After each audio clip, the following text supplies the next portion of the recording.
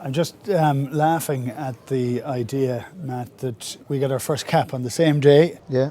Nearly 20 years ago now, and I haven't seen you since. No, it's a bizarre one that we haven't crossed paths face to face, Keith. I've been avoiding you. You hockeyed us that day, Australia, but Yes. I'm trying to stay away from you ever since, really. No, not quite. But Now, listen, you're only just newly into your job in Leinster. Have you got to terms yet with the great rivalries that are in there? You know, the big derbies that are part and parcel of Irish rugby. I haven't, but I mean, I've got an understanding off the back of talking to guys who have been in the environment, and even in my time at Leicester, the recruitment of guys from Irish provinces that would prefer to play for Leicester than they would to play for another Irish province. Now, that speaks volumes for the rivalry that is there, and I think some of those clashes over history that I've been fortunate enough to see in the last 5 years have been epic games, and it's I think the thing that separates the Northern Hemisphere from the Southern Hemisphere is the tribalism in the game across the board, Keith, to be fair.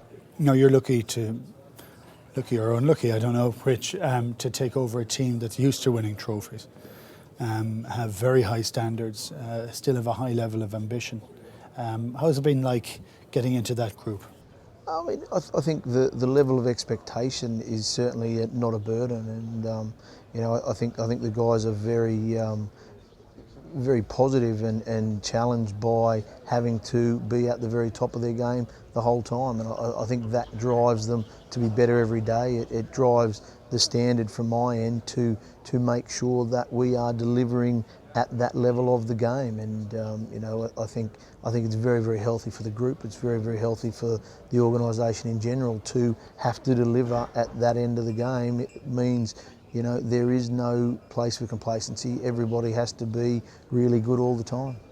You are also in the position to have the reins over Brian O'Driscoll on his last season playing rugby, which is a kind of a cool thing to do. You have to mind him carefully, I think. Yeah, I mean, together with Ireland, I mean, it's about getting Brian on the field for as many big days as we can this year, and I was very, very comfortable that in the discussions I had with Brian, that it gave us as a team the opportunity to build the succession plan around Brian while he was still in the environment. Now, that's a lot better situation than trying to deal with him out of the environment, and the things that he knows, the things that he has experienced in the game.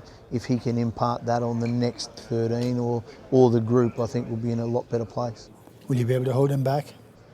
No, to be fair to him, off the back of the Lions tour, he's keener than most to get out there so that he doesn't get left behind. And with a new coach, there's a little bit of new system and a little bit of new terminology, and he's incredibly hungry and still hungry to be as good as he can and incredibly competitive. And I think those things is what made him so good over such a period of time.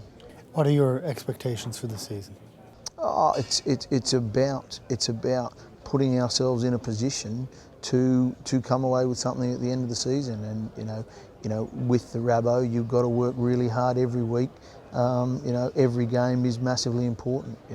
Those 4 games, regardless of who you're playing, have a massive impact at the end of the day, and it's about being in a position to win those games, and the Heineken Cup, you've got to get out of your group, and it's as simple as that. And if we can be there or thereabouts with the Rabo at the end of the season, we'll be pretty comfortable.